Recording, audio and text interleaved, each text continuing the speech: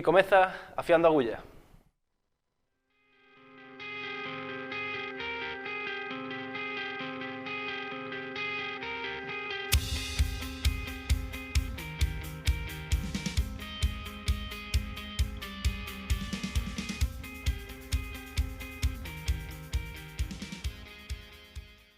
Boa noite, son as 10 menos 10 pasadas, benvidos ao Afiando a Agulla. Hoxe luns comezamos a semana de que maneira, despois dese referéndum de onte en Grecia, co non do pobo grego por máis de 20 puntos. Sara Torreiro, boas noites, contanos en que vai consistir o programa de hoxe.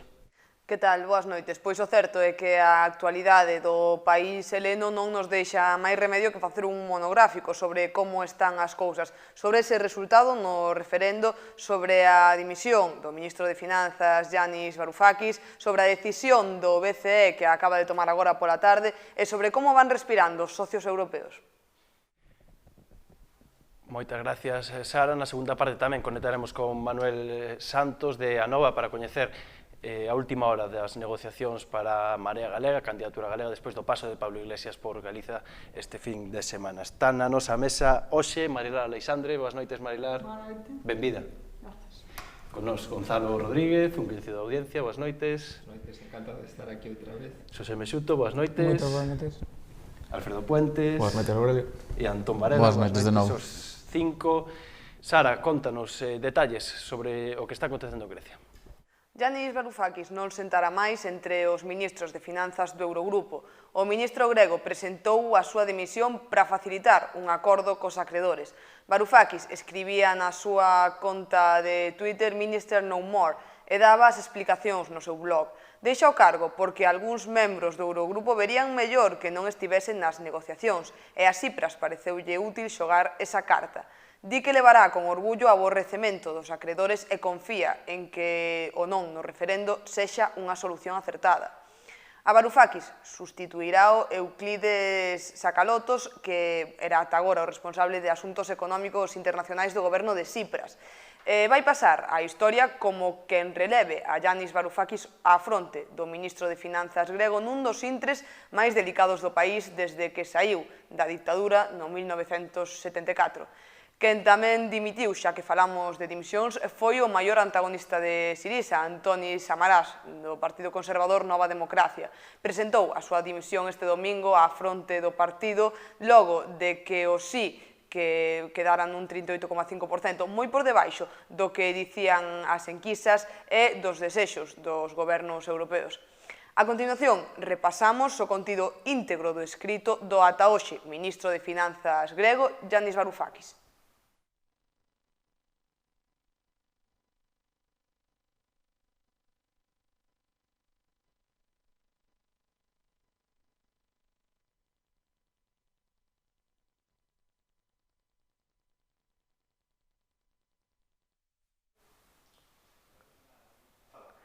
Bueno, parece que teñen algúns problemiñas no control. Como dicía, a dimisión de Varoufakis é unha das consecuencias do referendo no que o 61% dos gregos dixesen non á troika e os socios acredores. O primeiro ministro, Alexis Tsipras, sinalou que a democracia non pode ser chantaxeada. O goberno reanudará as negociacións coas institucións e a prioridade do executivo é a reestruturación da débeda. No complexísimo escenario negociador que se abre inmediatamente, Tsipras e o seu equipo intentarán o aval político dun país que, ao contrario dos augurios dos últimos días, non propiciou un resultado que convide a pensar nunha fractura ao 50%. Non en van, co escrutinio por riba do 80%, o apoio ao non mantívose por riba do 61%, mentres que o sí ficou un chisco por riba do 38%. Os 3,5 millóns de votos que apoiaron a opción do goberno grego son aproximadamente uns 1,3 millóns máis dos recibidos por Sirisa nas eleccións. O problema de relación coa Troika, coa Unión Europea, cuxos principais dirixentes non queren oír falar da quita da débeda, aínda que si o FMI o fixo xa, seguen existindo. E por todo iso, desde este domingo pola noite, o goberno grego xa fala con algúns dos seus socios comunitarios, especialmente con Francia, para atopar un compromiso que desbloquee a situación. O ministro de Economía español, Luis de Guindos, asegurou que todos os resto de socios desexan que Grecia siga sendo parte do euro e por eso o seu goberno está aberto a negociar un novo rescate do país. Los problemas y las soluciones de Grecia siguen siendo exactamente las mismas que hace 2 días. Y a su vez también, y esto es algo que el gobierno español quiere resaltar, es que las reglas de la zona euro también siguen siendo exactamente las mismas que las que teníamos antes del referéndum. Grecia forma parte del euro, esto es una obviedad y es muy importante tenerlo en la cabeza y todos queremos que Grecia continúe siendo parte del euro. Y también, como miembro de la zona euro, tiene todo el derecho del mundo a pedir un tercer programa de rescate. Ya lo ha hecho, como saben ustedes, ya tuvimos una carta del primer ministro Tsipras, en dicho sentido, pidiendo el inicio de una negociación para un tercer programa de rescate por parte del MEDE. Y, por supuesto, el gobierno español pues, está abierto a dicha negociación como no podía ser de otra forma. Pola súa banda, o primeiro ministro grego, Alexis Tsipras, afirmaba no seu discurso tras o referendo que era consciente de que o mandato non era o de ruptura con Europa, senón o de buscar unha solución viable con xustiza social e saír do círculo infernal da austeridade, dicía Tsipras. Non hai solucións fáciles, só hai solucións viables, mentres todos fagamos esforzos. É histórico que a xente respondese á pregunta correcta cambiando o debate. Isto non é sobre estar dentro ou fora de Europa, isto é sobre unha Europa que non pode continuar no camiño da austeridade. Moitas gracias, Sara Torreiro, por esa información. O certo é que as enquisas en Grecia nos últimos días daban un resultado moi empatado.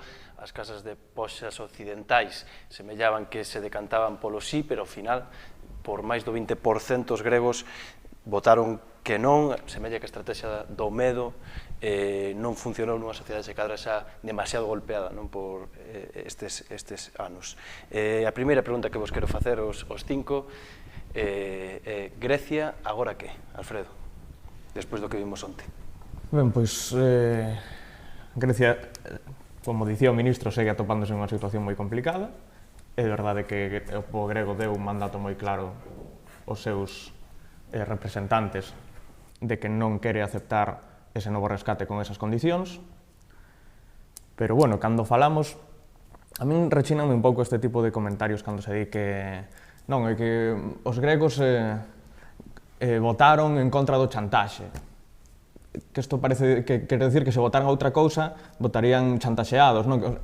Esta é unha forma da esquerda de presentar as situacións democráticas nas que normalmente a democracia consiste en que hai varias opcións nas que só unha é real democracia verdadeira. As outras serían pouco menos que ceder os poderes fáticos, etc. Ben, eu respeto tanto aos gregos que votaron non como aos gregos que votaron sí, evidentemente foron máis os que votaron non, co cal dá un mandato ao seu goberno, pero sobre que? Porque aquí tamén hai certa confusión, se fala de que o referéndum pode ser é sobre a quitar a débeda, ou é sobre pagar ou non a débeda, ou é sobre a austeridade. O referéndum é, como dicía antes, sobre se aceptar un novo rescate por un importe de uns 15.500 millóns de euros cunha serie de condicións. O pobo grego, na súa soberanía, dixo que eles non aceptan esas condicións. E agora está nas mans das demais democracias da Unión Europea, que sempre me gusta recalcar que o goberno grego non é a única democracia da Unión Europea, decidir se queren facer o rescate sen esas condicións. Pero será unha decisión tan democrática como a de Grecia, e agora terá que pasar polos seus parlamentos e se verá se isto ocorrese ou non. Mexuto. Bueno, é que a verdade que o cinismo do señor Guindos, como eu creo que o cinismo de todos os dirixentes da Unión Europea que hoxe tomaron a palabra é absoluto, porque quero recordar aquí que antes do referéndum se fixo unha asimilación entre o voto non e a saída do euro. Claro, e que agora escoitar a Guindos dicendo que Grecia forma parte do euro, que por outra banda é unha tautoloxía que realmente resulta conmovedor, non? É dicir, a mensaxe que se enviou desde Bruxelas, Berlín, ao pobo grego foi clarísima, e é, se votades non, vos estades situando fora da zona euro. Esa foi a mensaxe. Bueno, o pobo grego se viu sometido a unha situación realmente que eu calificaría de extorsión política, ¿no? O señor Varoufakis falaba de terrorismo, ¿no? Pero eu calificaría de extorsión política. Moi ben, a maioría do pobo grego non quería a saída da zona euro, ¿no? Creo que o resultado é un resultado que reforza clarísimamente a posición política do señor Tsipras, que fixe unha aposta moi arriscada. Ten un resultado que supera con moito as expectativas, ¿no? De todo o mundo. Novamente as casas, digamos, demoscópicas como no Reino Unido fracasan estrepitosamente e a Messi Tsipras consegue o objetivo de gañar cunha amplitude tal que é indiscutible a permanencia de Grecia no euro, que era un dos seus objetivos, porque ele nunca fixo campaña pola saída do euro, cousa que desde Bruselas e Berlín se nos quería facer presentar como eso, non? Veña, Antón. Eu creo que a pregunta o cambiaron todos os actores, non? Dende Bruselas, dende Atenas, dende todos os ámbitos que pediron o sí ou non. Eu creo que non facían a campaña por a pregunta, senón por se Grecia estaba na Unión Europea ou non. Eu creo que ao final, como podemos ver hoxe luns, Grecia sigo no euro, os problemas seguen enriba na mesa e non iba a cambiar nada. O que sí cambia é a oportunidade que ten o goberno grego de forzar un cambio na política de recuperación da zona europea. Eu creo que un dos pasos para facelo é este cambio de imaxen do ministro de Finanzas. Gonzalo, agora que? Pois agora se dá un cambio na balanza importante. Se quitamos efectivamente a literatura a este proceso, e vemos cuáles son os supostos que estaban detrás do modelo de negociación da Troika, hai algún suposto que é importante, e a Troika actuaba e trasladaba unha sensación de a única verdade, a única ciencia auténtica, o único coñecemento verdadeiro sobre este tipo de problema somos nós. E plantexaban, colocaban toda a responsabilidade de aceptar esa verdade ou non no goberno de Tsipras e no goberno grego en xeral. Nós somos a razón e a vosa responsabilidade é aceptar a razón ou non. Entón, o que fixo Tsipras, que a mí me parece moi inteligente, utilizou toda esa forza en contra deles e devolveu a xugada, bueno, vou a consultar esa razón e vou a ver cual é o resultado. Entón, a pelota pasa de estar no tellado do goberno grego a estar no tellado da Unión Europea. A resposta é, agora, vos que facedes, eu xa consultei, e a resposta é que non. E iso leva a xogada ao punto de onde nunca debeu salir, e é negociar a quita. Antes da entrada de Tsipras, e é moi sintomático, antes da entrada de Tsipras no goberno, a Troika estaba disposta a negociar máis quitas, e de repente deixan de querer negociar quitas sin que saibamos cual é a razón económica que avala o cambio de criterio. E a cidadanía o que debemos demandar é que nos expliquen as razóns, e nunca nos explicaron esa razón. Por tanto, podemos sospeitar que non se trata de unha razón económica, sino que se trata de unha razón política. Vou aproveitar esa pregunta que deixes para facer yo o resto. Perfecto. E así seguimos abrindo. Marilar. A ver, eu creo que efectivamente esta foi unha decisión democrática do pobo grego. E o que non estou de acordo é que, digamos, do outro lado haxa gobernos escollidos democráticamente. Non, o que está do outro lado é a Troika, que non foi escollida democráticamente. E eu só quero dicir que se tiña que dimitir alguén hoxe, e tiña que autodisolverse o Fondo Monetario Internacional, que por falar dos tres últimos xefes que tivo, non foi un acosador sexual, o señor Dominique Strauss-Kahn, o segundo, Rodrigo Rato, está acusado neste momento aquí en España por calote, estafa, non sei cantas cousas máis, e a terceira, que neste momento segue ocupando ese posto, non? A señora Lagarde, tamén ten unha acusación de prevaricación. Entón, temos unha xente que non foi escollida por ninguén, e non só iso, sino que se fosen, estivesen na empresa privada, desde logo, se fose a súa xefa, os despediría, porque todos os consellos e todas as políticas que puxeron en riba da mesa para países como Latinoamérica durante moitos anos e para Grecia nestes últimos anos mostráronse absolutamente ineficaces. É dicir, cando entón, pois, isto o que significa, o que estaba dicindo Gonzalo, que temos que volver a ver que é agora o que se pode facer. E o que se pode facer, indudablemente, é non facer recaer sobre o pobo grego, que xa bastante castigado foi, e que se mostrou que esta política de non darlle de comer o asno acaba morrendo, e se non se deixa que xere riqueza ao país, aparte de outras reformas estruturais, como poden ser os impostos e todo iso, pois nunca poderá devolver. Alfredo, esta cuestión que che deixaba Marilar un pouco respondendo, che entendo de que a Troika non foi eleita democráticamente, por unha banda, despois outros elementos que foron saindo, a cuestión da quita, sí que vimos unha quita aos bancos, os bancos aceptaron unha quita hai 2 anos, se non me engano. Por que os estados non aceptan unha quita? É dicir, estamos máis ante un problema político se cadra que económico, cando os bancos que son empresas privadas sí que aceptaron esa quita. E, bueno, despois ten outro elemento introducir estes dous. Eran os dous que máis ganas tiña de respostar, porque, sobre todo, creo que o de os acreedores non os elixiu ninguén é unha das grandes falacias da crise grega da que levamos escoitando durante anos e anos. Os acreedores os escolleron os sucesivos gobernos gregos que decidiron dende o ano 96 estar en déficit constante e dende o ano 2003 estar en déficit por riba do 5% ano tras ano. E ao mesmo tempo aumentar o gasto público, se non me trabuco, dende o 96 ao 2009 un 80%. Co cal, Gobernos conservadores e socialdemócratas. efectivamente, gobernos de Nova Democracia e gobernos do PASOK, que foron referendados democráticamente sucesivamente. Co cal, avalouse esa política de construir o estado de benestar grego sobre cartos prestados. Cando ti construes a túa soberanía sobre cartos prestados, estás voluntariamente poñéndote en mans dos prestatarios. Co cal, a min ese tema de que os acreedores non os escolliu ninguén, non. Deliberadamente escolliuse construir un estado e un modelo de estado sustentado nun piar fundamental que eran os préstamos foráneos. Co cal, agora non pode dicirse que ninguén os escolliu. Financiouse o crecemento do gasto público con cartos prestados. Co cal, agora quero dicir, o que tiveron foi a sorte de que os seus intereses dos gobernos e cidadáns gregos concorreran contra a gran banca europea.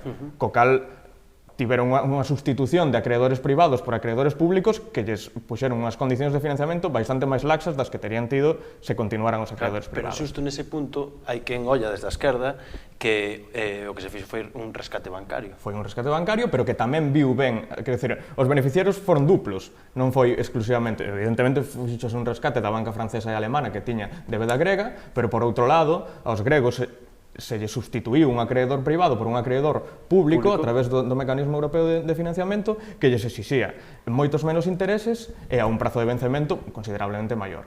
E por outra banda, o que falaba Gonzalo da quita da débeda, é verdade que sempre estuvo en riba da mesa. De feito, acaba de coñecerse un informe do Fondo Monetario Internacional que estaba elaborado previamente a todo o referéndum, etc., no cal xa se falaba da quita da débeda. Juncker xa falou da... Estados Unidos se cadra tivo algo que ver aí, non? Bueno, o informe estaba elaborado de antes, se cadra tivo algo que ver na publicación.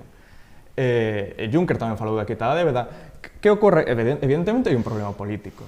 E o problema político aquí é o seguinte: se da quita da débeda se falaba cos gobernos previos ao de Tsipras, é porque os acreedores crían que estaban encauzando unhas reformas, evidentemente, do gusto dos acreedores, e, polo tanto, se ofrecía que, en recompensa esa reforma, se ofrecería a quita da débeda. Cando entra Tsipras, os seus primeiros pasos son revocar a maior parte das decisións do goberno de Samaras previo.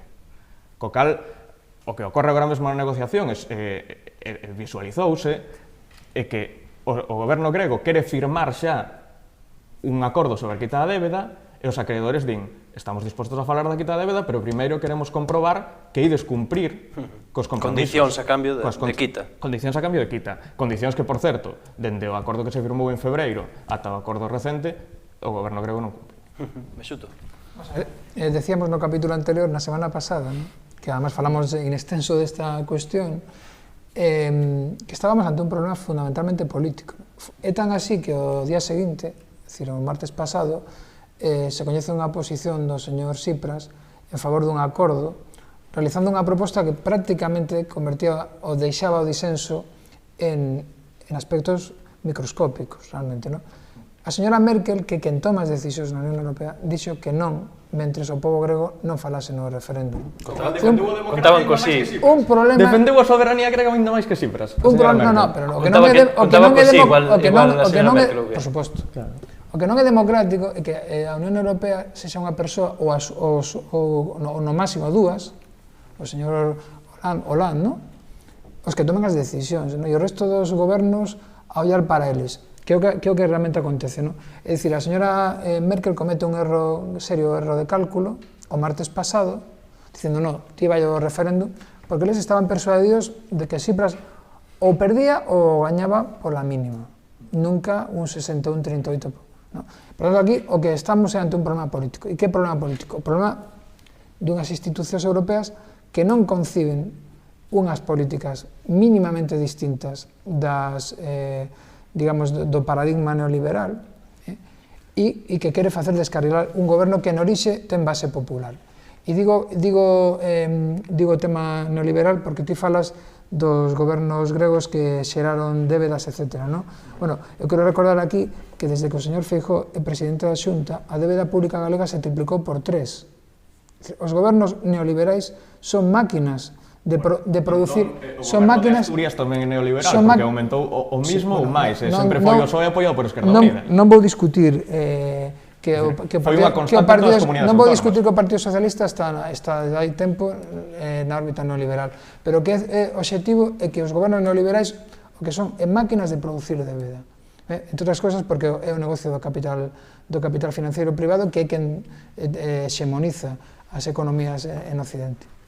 Antón, onda neoliberal, te acaba de dicir aquí, me xuto, É que se vamos a entrar nun debate de que é neoliberal, que é socialdemócrata, se subir impostos ou baixar impostos dunha parte ou outra, eu creo que a realidade, ao final, é a mosa que nin Merkel é neoliberal, nin nós somos neoliberales, e no final hai uns problemas que hai que acatar e hai as ferramentas curtas e pequenas e hai que usalas. Eu coincido con todos vos o que non é un problema económico, é un problema político, e eu creo que é fundamentalmente un problema ideolóxico dunha muller. Unha muller que ten unha ideoloxía moi marcada e que, grazas a que coinciden e que outros países da Unión Europea, aínda que non sexan os que teñen os trozos da tarta máis grande, como pode ser España, Italia, Francia, non, son pequenos, son Holanda, son outros países que teñen unha ideoloxía fortemente marcada na austeridade, no aforro, en todo ese... conservadurismo de Baviera. Como non son productivos, pois... Claro, pois non son productivos e tal. É un problema totalmente ideolóxico. O que tendo é que o de onte, o que ten que marcar é un cambio de miras precisamente nesas grandes trozos da tarta, é dicir, no goberno de Italia, no goberno de Francia, oxalá en algún momento no goberno de España. Antes de ir con Gonzalo, esta saída de, non sei se pudeches ler, esta saída de Beatriz Talegón que comentaba no día de hoxe, que se daba de baixa do Partido Socialista, relacionado coa política que se está seguindo na cuestión grega por parte do partido. Hai críticas internas do Partido Socialista ou considerado unha anécdota o de Beatriz Talegón? Eu creo que é unha anécdota, me refero, se ti preguntas pola rúa quen é Beatriz Talegón, creo que ninguén che sabe decir quen é. Eu non sei, o sea... Bueno, mediáticamente desde aquel discurso de Cascais... Sí, bueno, Cascais foron 4, me refiro, ninguén conoce esa muller se dá por autodenominada como líder ou carisma dentro do PSOE, pero ainda onte eu tiven que ir á súa biografía para saber quen era. Gonzalo. Un par de apuntamentos, un era que... Ao pobo grego se lle está exixindo unha responsabilidade que, por exemplo, non se lle exixe á banca. O déficit estaba oculto, se negara ese independentemente do que pudieran gastar. Estou falando de déficits oficiais. Os déficits por riba do 5% oficiais, o que sería por detrás. Pero incluso sabendo eso, aínda que superan todo o déficit, estamos pedindo unha responsabilidade que, por exemplo, non lle estamos pedindo á banca. Cando a banca, si tú vas a pedir un crédito, e xa non te digo si é un pequeno empresario que refinancia un crédito o que te pregunta un banco sobre calquera aspecto incluso da tua vida. Por tanto, se van a informar con un detalle absoluto sobre préstamos a calquera persona. Non quero imaginarme a información que van a recadar de euros, que sacala da súa responsabilidade. Se poñemos un préstamo a Grecia de 200.000 millóns de euros, lle poñemos unha quita, pero consideramos que a banca é absolutamente irresponsable.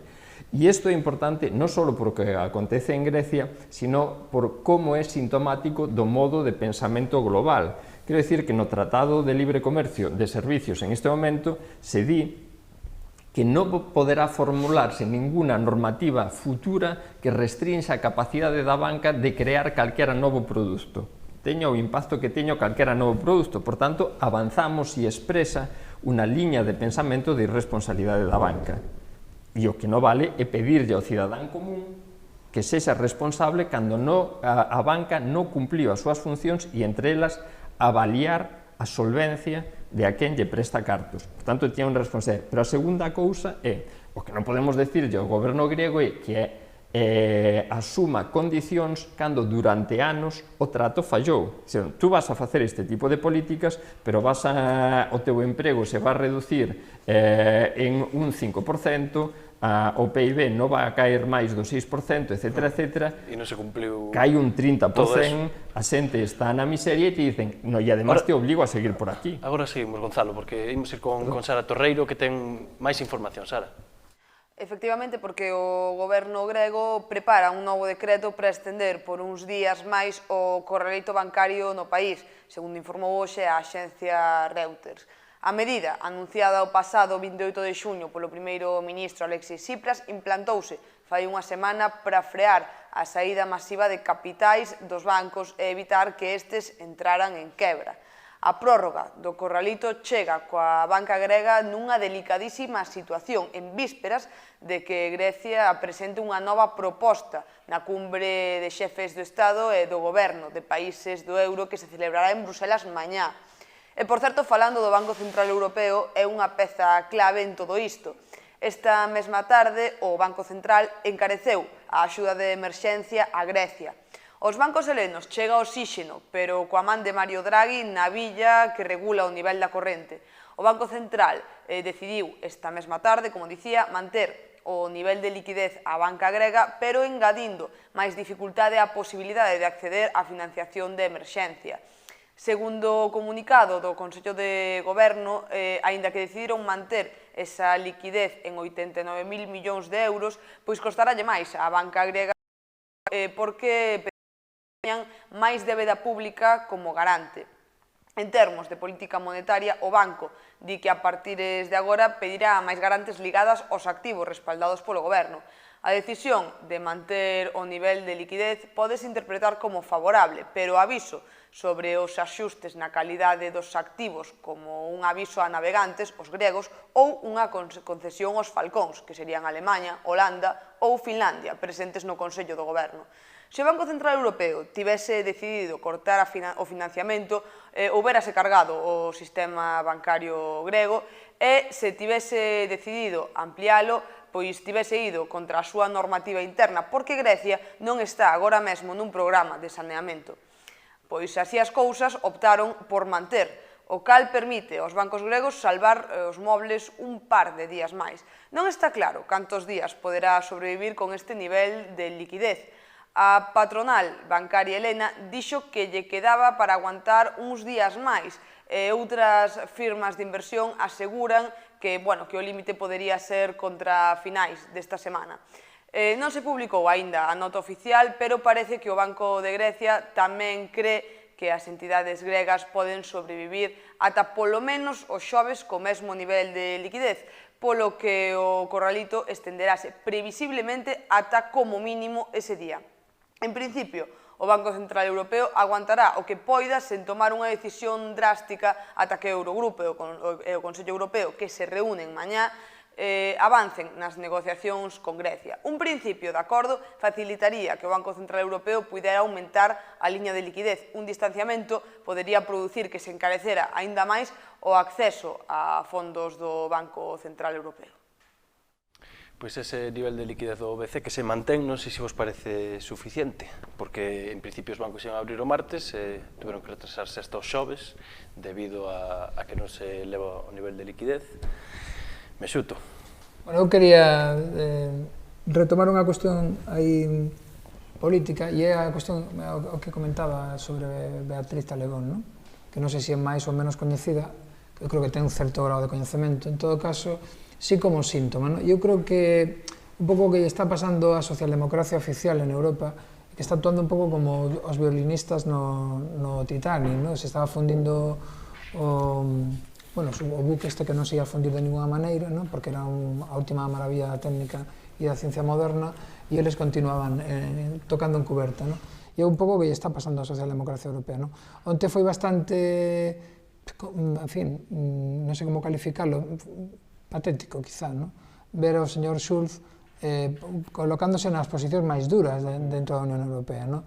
E intentar atopar un matiz entre a posición que ten a señora Merkel e o SPD, pois é prácticamente, vamos, conducirte a melancolía porque non vas a topar ningún, no? É dicir, hai un absoluto peche de filas sobre o que é unha doutrina neoliberal. Por tanto, é que, creo que se a socialdemocracia oficial non fai unha reflexión sobre isto, a socialdemocracia oficial será barrida e sustituída por socialdemocracias emerxentes, no? Que non outra cousa é Syriza, no? Porque por moito que desde determinados medios de comunicación moi influentes, digamos, no que é a base electoral do PSOE, se fale de extrema esquerda referíndose a Syriza, Syriza hoxe non é máis que un partido socialdemócrata adaptado a este tempo, no? E a socialdemocracia é absolutamente incompatible con políticas monetaristas e con políticas neoliberais. Si a socialdemocracia oficial non reaxe, será sustituída. Home, pero respondendo só a iso. Veña, brevemente, eu creo que a posición do Partido Socialista Español non foi a mesma que o do Partido Socialista Alemán. Foi unha posición moito máis laxa, pero obviamente juntar que o de Beatriz Talegón é un problema do que o PSOE... É un síntoma do que acabará acontecendo... É un síntoma dela, que ten que chamar moita atención para salir na prensa, que é o que quere, sempre lle gustou moito os medios. É un síntoma do que acabará acontecendo ao Partido Socialista se non rectifica. Eu creo que neste intre o que estamos vendo en Europa é como hai por parte de varios partidos, evidentemente os partidos de dereita pois xa sabemos como actúan, pero tamén, por parte da antiga socialdemocracia unha unión no que respecta a política macroeconómica, como pode ser o caso do TTIP, que antes referiu Gonzalo, que eu creo que estamos falando da crise grega, que é moi importante, porén, estámonos xogando con estes dous tratados o futuro, porque é gravísimo o que se nos quere impoñer e aí sí que non hai ninguén que vote nin tal, sino é un amaño para arriba para favorecer pois a bancos e multinacionais, e é que hai que dicir as cousas así, non para favorecer en absoluto a ningún pobo. E quen está ao frente desas decisións? Que volvo de antes, estamos gobernados por unha panda, en fin, non quero definilo, pero xa sabe desde que o señor Draghi, que é o que tomou esa decisión a que se refería a Sara, digamos, o responsable, sobre que se lle vai dar e a que prezo se lle vai dar aos bancos europeos, este señor, lembremos que foi o mesmo que colaborou en falsear as contas de Grecia. É o mesmo señor. Como pode estar a fronte dun goberno europeo e como nos poden dicir que isto é algo presentable e lexítimo? É que se está restando legitimidade ás institucións con esas actuacións e se está restando legitimidade ao que son as institucións europeas cando resulta pois que aceptamos calquera cousa que veña de Estados Unidos sen cuestionala críticamente. Alfredo. Bueno, aceptamos calquer cosa que venga de Estados Unidos en cuestionar críticamente, como, por exemplo, a petición de quita da débeda grega que acaba de vir de Estados Unidos. Que aquí os Estados Unidos xogan e se utiliza Krugman como axuda para determinadas posturas, logo, cando non convén, os Estados Unidos son os malos, bueno, xa sabemos o discurso habitual. Pero quero volver a unha cousa que se falaba antes. Non, eu vou a Estados Unidos todos os anos varias veces e teño moitos artigos escritos en colaboración con persoas de Estados Unidos. Estou falando do TTIP, non de que sexan os Estados Unidos os malos dunha suposta película, como a alguna xente lle gusta creer, porque non teño un discurso simplista. Estou falando deses tratados e de que é o que se nos quere obrigar a pasar por aí. E iso é o que, bueno, se hai un discurso a favor de iso, me gustaría escoitalo, non que se despache isto que se di sempre, porque non considero, desde logo, os Estados Unidos os malos. Alegrome moito e, dende logo, participarei no debate do TTIP se o facedes con moito gusto. Debatimos aí 2 semanas, creo, pero volveremos. Como se meteu un pouco no caixón o TTIP. Quero volver ao tema grego, porque se falaba de legitimidades, efectivamente, se decía que a situación, agora mesmo, que está abocada o entendemento entre Grecia e Alemanha, dicía aquí o compañeiro, por cousa da ideoloxía dunha señora. Tamén se cuestionaba a actitude do partido que está coligado con esa señora en Alemania. Bueno, eu teño aquí os datos da última enquisa que se fixo o YouGov sobre... Non te fíes das enquisas. Non, é verdade.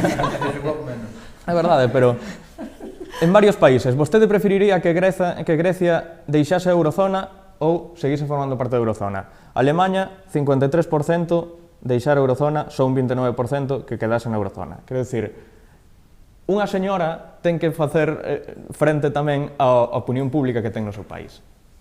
Isto é algo do que non nos debemos esquecer. E cando se fala de que unha cosa é ideolóxica ou de que unha cosa é elitista, podemos seguir. Suecia, 35% que Grecia deixe a eurozona, 26% que se quede. Finlandia, estos son os países solidarios, o 47% que deixe a eurozona, 26% que se quede. Isto, supostamente, logo é un discurso ideolóxico dos ricos e de unha élite que actúa de costas ao pobo. Non, actúa moi en consecuencia co que lles din os seus electorados. Tamén se... Cando a xente di unha cousa é porque están manipulados polos medios de comunicación, se din outra cousa, cando falan en Grecia é que falou o pobo, xa está ben dese discurso. Logo, por seguir falando das élites e de que solamente lles interesa a algúns, unha cousa de só ricos, a posición actual de negociación con Grecia estaba respaldada por 18 de 19 membros da eurozona, todos excepto o señor Varoufakis. Todos membros de gobernos democráticos de moi distintas cores políticas, de moi distintas procedencias. E, de feito, quero facer fincapé sobre un tema que había un par de artigos interesantes esta fin de semana, un no New York Times e outro no Guardian, e que se está ocultando, penso que deliberadamente, que é a posición de determinados gobernos de países con economías máis pobres que a grega. O ministro lituano, por certo, socialdemócrata, tivo que sair a contar, como lle tivo que lembrar ao señor Varoufakis no Eurogrupo, cando falaba de que era intolerable que se recortasen máis as pensións gregas, que a pensión media grega dobla a lituana. E os lituanos están a poñer cartos tamén para o rescate de Grecia. O señor Dombrovskis, que foi primer ministro letón e que agora está na Comisión Europea como comisario para Euro, dixo esta fin de semana: sería duro para min, como primeiro ministro, explicarlle aos meu povo por que os pobres deberíamos axudar aos ricos gregos. Poden facer ou non as reformas que queiran, pero non cos nosos cartos. O señor Kazimir, que é o ministro eslovaco, tamén socialdemócrata, de Finanzas, tuiteou, despois do referéndum: o rexeitamento das reformas para Grecia non pode significar que consigan máis facilmente os cartos. E o señor Ilves, que é o señor presidente de Estonia, tamén socialdemócrata, advertiu de que a quita pode arruinar outros países que tamén son democracias. Entón, eu aquí quero advertir unha cousa cando se fala de que os ricos van contra Grecia. Agora vai haber unha negociación no Eurogrupo outra vez sobre un novo rescate a Grecia e eu anticipo que vai poñer máis dificultades para chegar a ese acordo non son os ricos, son os pobres. Os pobres son os que non van a ceder máis. Gonzalo, esa tese. En calquera caso, o problema de Grecia é que nas condicións actuais e que viñeron sucedendo nos últimos anos se verifica que son incapaces de xerar as condicións de crecemento. Non son capaces. Entón temos dous problemas. Un, a débeda é impagable e que as políticas que se seguiron hasta agora e que as que se propoñían en este último bloque de solucións van a ser incapaces de crecer. Van a ser incapaces de crecer se non hai medidas que estimulen o mercado interno e podemos facer debates teóricos sobre se a crise, que é unha cousa que lle encanta a algunos neoliberais, se a crise é de demanda ou se a crise é de oferta. Pode vir da dereita ou da esquerda, igual. Na economía non hai capital e sin capital non funciona. E se non funciona non hai ninguna posibilidade de que se generen capacidade de pago. Por tanto, se subimos o IVA turístico, que é o único sector que é capaz de funcionar e tirar da economía grega en este momento, e se seguimos gravando as rentas pequenas, que además as rentas pequenas son as que históricamente cumpliron máis nas súas declaracións da renta. Nas rentas pequenas non hai capacidade de evasión, ni ali ni en ningún outro lado. Se seguimos facendo eso, arruinamos a capacidade de consumo. Por tanto, non tiña ningún sentido pedir que paguen a débeda facendo ese tipo de políticas porque arruina precisamente a capacidade de pago. E por onde pode vir o crecemento grego? Porque claro, estás falando de Grecia necesita medrar, non, para poder pagar esa débeda ou poder pagar unha parte no futuro. Por onde pode medrar Grecia económicamente? O crecemento grego vai a vir... Falamos de sectores productivos, no Estado español, pois nos anteriores anos foi o sector inmobiliario e todo o que xerou. Agora está por ver cal vai ser ese grande nicho. E en Grecia? Básicamente va a vir do turismo, a recuperación do mercado interno e o axuste fiscal que consiga que, sobre todo, as rentas altas fagan un esforzo fiscal que non viñeron facendo hasta este momento. Porque os tipos impositivos de Grecia son parecidos aos do resto da Unión Europea. Pero non se pagan. Claro, pero sobre todo nas rentas altas non se pagan. En estes momentos, además, nas rentas altas son as que están quitando diñeiro fora de Grecia. Sí, no, se baixou a recaudación no ano 2015 do Estado grego. A corto plazo non existen outras solucións en economía, ni hai ninguna posibilidade de inventalas a medio plazo se os gregos son capaces de afrontar un cambio institucional que signifique que teñan institucións máis transparentes, máis democráticas, con maior separación de poderes, con pluralidade de medios de comunicación, o que se entende por unha democracia liberal, occidental, corrente, serán capaces de sentar as bases para crecemento. E iso probablemente levará gasto en I+D, en educación, cambio estrutural, etc. Veña, aquí imos con Sara rápido. Rápidamente, que eu creo que o problema é que aquí o debate se está producindo entre dúas posicións que basicamente no económico non difiren tanto. Porque as dúas posicións se moven nas coordenadas de permanencia na eurozona. E a coordenada de permanencia na eurozona condiciona a política económica que se pode facer até un punto que fai que as diferencias sexan de graus, pero non cualitativas. É dicir, un goberno, neste momento, un goberno en Grecia, coas ferramentas das que dispón, atado á disciplina de pertencer a unha moeda das características do euro, pouco máis pode facer do que está facendo. É dicir, que nese sentido eu sou moi escéptico respecto dunha retoma do crecemento económico de Grecia. Bueno, ahora imos a debatilo na reta final esta cuestión da permanencia de Grecia no euro, si o euro se pode sair, si non se pode sair, si lle convén, si non lle convén, porque un pouco o debate que se está establecendo. Estou un pouco perdido que non sei que a miña cámara. Sara, contanos máis información para a reta final do debate sobre Grecia.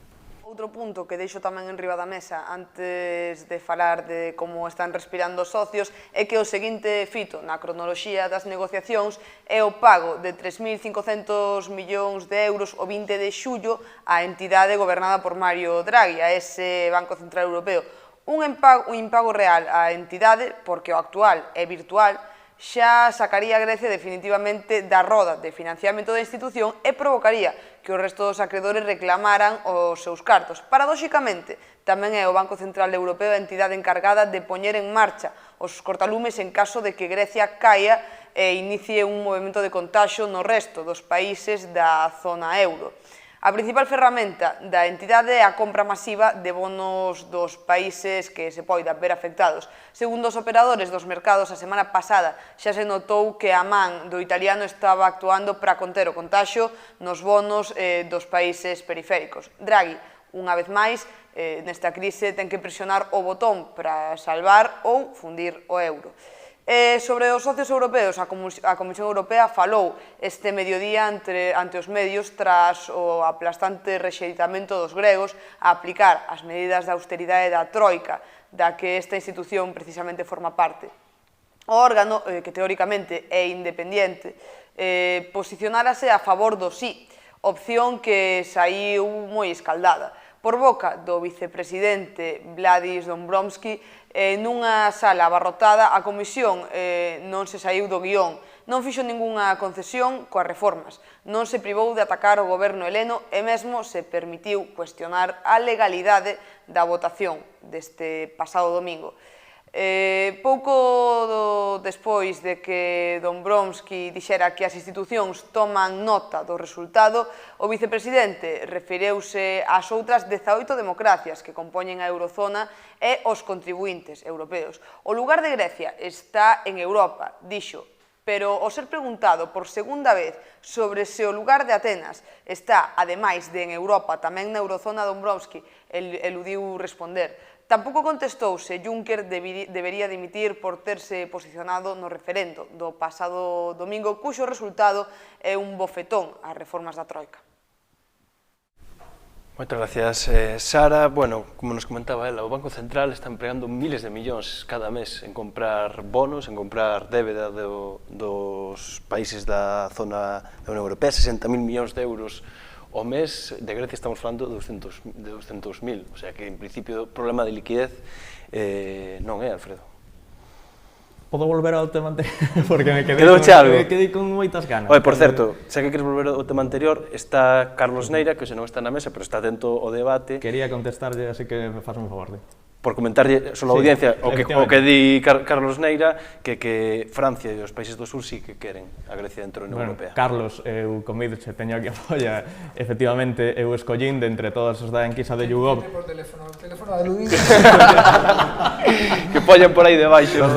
Dos da enquisa de YouGov que eu tiña, eu simplemente excluín Francia dos que están no euro, porque logo tamén aparecían Noruega e Dinamarca, pero non están no euro, e o Reino Unido, que tamén podría estar no meu cazolo, e non o quixen meter. Ben, que íbamos a falar? Algo de antes, querías... Sí, cando falaba Gonzalo de que efectivamente o trato fallou, e de que Grecia non medra, e de que como pode medrar Grecia no futuro. É evidente que o trato fallou, é evidente que as receitas da Troika non foron ou non axeitadas ou non suficientes, ou estaban erradas ou non iban acompañadas de outras medidas igualmente necesarias. Pero, en calquera caso, o que exixía a Troika principalmente era acadar unha consolidación fiscal, acadar un superávit primario, e a partir de aí podía os gobernos, de feito, houve distintas opcións entre os gobernos que foron rescatados de como acadalo. O goberno grego, nese caso, apostou pola consolidación fiscal en base a subidas de impostos, en parte tamén a recortes de gastos, subir impostos... Pero hai outra serie de reformas que se poderían facer sen costes, sen necesidade dun plan Marshall europeo, que non están feitas. Quero dicir, se miramos o último índice de Doing Business, o que avalía como de doado é montar unha empresa nun país, Grecia está no posto 61, e solamente Chipre e Malta, dos países da eurozona, están por debaixo, Grecia está ao nivel de Rusia e de Moldavia. Quero dicir, cando queremos que un país creza, temos que tamén intentar que haxa un ecosistema no que as empresas poidan sair adiante. E iso podía terlo feito todos os gobernos gregos, non o fixeron. E este tampouco. Estaban as propostas de Varoufakis. As propostas de Varoufakis estaba o estímulo fiscal, non a liberalización de sectores, non a... Estaba a ventanilla única para acelerar especificamente, a ventanilla única para acelerar precisamente a capacidade de montar empresas e facer negocios máis rápido. O sea que... Non creo que esa fora unha das que se opuxera a Troika. Era unha das que estaba na proposta de Varoufakis e cando plantexaba o seu modelo económico Varoufakis plantexaba que efectivamente e utilizaba ese mismo dato e está no seu blog, utilizaba ese mismo dato que en Grecia estaba no posto non sei cuantos de dificultade de facer negocios e que eso era necesario facelo e acompañaba de outras medidas. Por exemplo, unha das cousas que decía era, en vez de privatizar o patrimonio grego directamente, utilicémolo como aval o seu propio patrimonio de un banco de desenvolvemento que invirta en dinamizar a economía grega e que permita facer líquidos os activos gregos sin privatizalos para conseguir invertir diñeiro. Por tanto, eu creo que sí que tiñan un plan bastante amplio e coñecido e penso que é sensato para conseguir volver a introducir diñeiro na economía, incluído a facilidade de facer negocios. Unha pequena puntualización, falando do plan amplo establecido, e cando falábamos do problema da evasión fiscal en Grecia, eu teño aquí a proposta de Tsipras, a eurozona, concretamente no referente a evasión fiscal, hai unha única frase que é tan concreta como implementar medidas para loitar coa evasión fiscal e o fraude e fortalecer a aplicación a través de ferramentas como os embargos. Unha liña. A Troika, na súa proposta, desenvolvía bastante máis esas ferramentas, co cal, cos grandes eivas do sector público grego, que cando vemos que a economía grega cae de certa forma espectacular cando hai recortes no sector público, iso nos ten que dar a pensar que era unha economía que estaba fundamentalmente en unha situación de hiperdependencia do sector público e que había unha moi escasa productividade e competitividade da economía do sector privado. Entón, cando non se quere afondar cando se dá unha pincelada tan curta nese tema. Bueno, breve tamén porque son o único que está defendendo unha postura distinta, así que por eso deixamos máis tempo. Deixade unha marxe.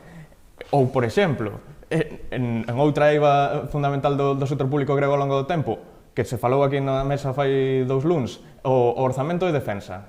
O orzamento de defensa que sempre foi desmesuradamente grande no Estado grego. Tsipras ofrecía un recorte de 200 millóns. A Troika exixíalle 400. Tsipras negouse. Tsipras deu unha roda de prensa co seu ministro de defensa ultradereitista dicindo non imos aceptar ningún recorte en defensa. Este é o cambio de modelo productivo e o cambio de modelo de Estado que ofrece Syriza. Eu creo que se está falando de algunhas medidas concretas e, indudablemente, pois eu son partidaria de que o presuposto de defensa, o orzamento de defensa, o eliminen totalmente en Grecia e en todos os demais países. Entón, quero dicir que aí imos estar totalmente de acordo. En moitas deses aspectos fiscais está claro que calquera persoa razoable que o mire pode estar de acordo. O problema, eu creo que foi, tal como estivemos vendo estas semanas anteriores, que, bueno, primeiro, lembremos que cando gañou as eleccións Syriza, o sea, o tempo que tivo, porque tamén se di como se levase 5 anos no goberno. Son unha serie de gobernos anteriores os que, seguindo as directrices da Troika, non fixeron todo iso. Syriza prácticamente non tivo tempo porque desde que chegou están intentando afogala, porque moitas desas ideas, como o que acababa de comentar Gonzalo, que son propostas que levaba Varoufakis, o que foi descartado de todo o paquete, non só iso, sino que en varias ocasións ocorreu que cousas sobre as que xa había un principio de acordo, pois chegan á mesa de negociación e por parte da Troika se dá marcha atrás, porque eu creo que o que non podemos esquecer é que aquí o que houbo foi un intento por parte de certo grupo de países europeos de unha ideoloxía determinada de tumbar a Syriza. E isto xa o vimos anteriormente, porque lembremos o caso de Luxemburgo e Chipre que ocorreu hai uns anos, en que, tendo déficits e problemas económicos similares, sálvase a Luxemburgo e afógase a Chipre. Todo isto que estamos vendo en Grecia xa o vimos en Chipre. Entón, hai unha vontade... En Chipre vimos unha crise causada pola quita da débeda grega que fundiu os bancos chipriotas. Bueno, vale, e podemos falar de onde veñen os problemas de débeda, de onde veñen os problemas das subprimes e todo iso. Quero dicir que hai vontades políticas que neste caso se manifestaron, porque tamén se manifestan nas conversas dos políticos. Eu creo que neste momento non lles interesa, desde logo, os países europeos que salga Grecia do euro, pero tamén unha razón importante porque se Grecia sae do euro e da Unión Europea, o día seguinte sae da OTAN. E iso, pois é que para algunha xente son palabras maiores. Eu estaría encantada de que España saíra... Non temos escrito, ademais, como se sae do euro, non está escrito. Exactamente. Mexuto, Antón, Alfredo, vamos facer unha ronda. O que acaba de decir Marigal me parece clave, porque aquí hai unha cuestión xeoestratégica de fondo que ás veces, claro, se facemos un... Rusia... Claro, efectivamente, non vale só o eixo esquerda-dereita para explicar algunhas cousas, non? Por exemplo, a posición de Estados Unidos intentando amortecer a posición alemana. Por qué? Bueno, pues porque o que se está facendo é empurrar, é dicir, a inflexibilidade alemá o que está facendo é empurrar a Grecia a ollar para Moscova e a ollar para Beijing. É dicir, bueno, pois esta é a alternativa... Se vos non me prestades, pois pido rublos, pido yuanes... Pero tamén desde o punto de vista militar. E non hai que ser inxenos, un Estado necesita ter unha defensa, é dicir, que eso o entende calquera. E, por tanto, desde o punto de vista do goberno de Syriza, a mí parece normal que defenda esa parcela, é dicir, unha... 2% do PIB? No, bueno, pero vamos a ver, que queremos? Debilitala para subordinala in iro tempore aos intereses da NATO? Bueno, é un esquema, pero non creo que se xa o esquema desde o cal se poda defender a soberanía nacional nun país que está entre dous blocos, non? Que foi invadido, non? Sometido hasta o século XIX por Turquía. Pero un Estado que sufriu unha guerra civil... Pero ainda sí que é excesivo, porque no caso do Estado español penso que nas épocas de bonanza chega ao 1% do PIB, ahora creo que está no 0,7%. Se cadra para reforzar a nosa soberanía, o Estado español teria que aumentar para non... Bueno, no. Por parte... Non creo que Bexuto che aceptara máis soberanía por ser español. Por parte de varios pensadores que tanto España como Grecia, que tiveron serios problemas, son países que non fixeron unha reconversión estrutural que fixeron outros países europeos, precisamente porque nese intre estaban as dúas baixo dictaduras. A ver, que eu arrastro moito xa desde fai uns minutos. O primeiro, eu non lle chamei elitista a Merkel, porque non reduzco o problema que son uns ricos contra uns pobres. É unha muller de clase media luterana que chegou ao goberno. Despois, o da enquisa xa me parece o maior de todo. Posme unha enquisa nun momento que din que o 52% dos alemáns están a favor da saída do euro, non? Pero tamén se facemos unha enquisa o día de mañán en España pode decir que están a favor da pena da morte, que se quita restricciones do tabaco, que se poda construir rascacielos na costa, me refiro que tamén hai que facer pedagogía e a veces decirlle que non a xente. Outro, é un análisis sobre todo politolóxico. O que estamos agora mesmo é poñer datas. É que non paran, é unha tensión permanente para conservar a influencia e o poder. Se non hai data, se o vernes non hai diñeiro, o 20 de xulio bancarrota. É sempre poñer data, sempre poñer tensión, porque nun momento que non se pon unha data e non haya tensión, a señora Merkel e os tres países perden forza. É totalmente mantener a Grecia nunha tensión insoportable. Despois o de a xeopolítica está ben, pero eu non creo que nin Rusia económicamente teña o poder de solventar os problemas de Grecia, ni que en China, que chegaron onde chegaron por ser meticulosos coa súa economía, vaya a tirar de diñeiro así como así para chegar contra os seus propios beneficios en Europa e en Estados Unidos. Tirar seguro que non, pero sí que é certo que o goberno chino se está armando de bonos dos Estados Unidos, do Estado español. Do Estado español ten o 30%. Pero de bonos de estados que lle van a pagar. Pero China agora mesmo... Claro. O que cree que lle van a pagar. Porque cando lle prestou o Estado español... Pero que ahora mesmo non sabe a xente que China xa chegou, a Grecia xa saiu co mellor de todo. China chegou, colleu o porto do Pireo e largouse. Chegou, colleu o mellor que había e largouse. Esa é a súa política, me refiro. Que o de Siripa... Esa privatización para unha Cipras, Bueno, non sei como está o tema, pero por agora creo que do goberno chino. Pero me refiro, el colle e marcha. Non é un salvavidas acollerse a Rusia e a China, para nada. Eu creo que debe permanecer na Unión Europea e o único futuro é dentro da Unión Europea. Pero iso é o que pretende o señor Tsipras, é que o señor Tsipras é un aliado objetivo da Unión Europea e da zona euro, é dicir, que non hai unha contradicción, simplemente o que non se poderá pedir ao señor Tsipras é que sexa un militante do partido da señora Merkel, que é o que a señora Merkel pretende. Claro, pero se dixe que o que ten que hacer é forzar outro tipo de discurso, o señor Tsipras non ten... O que pode pretender é que o resto dos gobernos europeos son militantes de Syriza. No, claro que non, pero o que terá que haber é un convivio, quero decir. O señor Tsipras nin propón a saída do euro, nin propón a saída da Unión Europea, nin propón a saída da NATO, en ningún deses casos. Entón, claro, que pasa? Que ti podes non propor eso, pero que se acabe creando unha atmósfera que te conduza a iso, a bailar con quen ti non queres bailar, non? A mí sí que me gustaría que cando se fala dos países, dos outros países europeos, por exemplo, se pense no significado da democracia, porque o significado da democracia non é que un goberno, un partido, que ten aproximadamente, digamos, o 50% dos votos ou un chisquiño máis, aínda que eso lle dea maioría absoluta no Parlamento.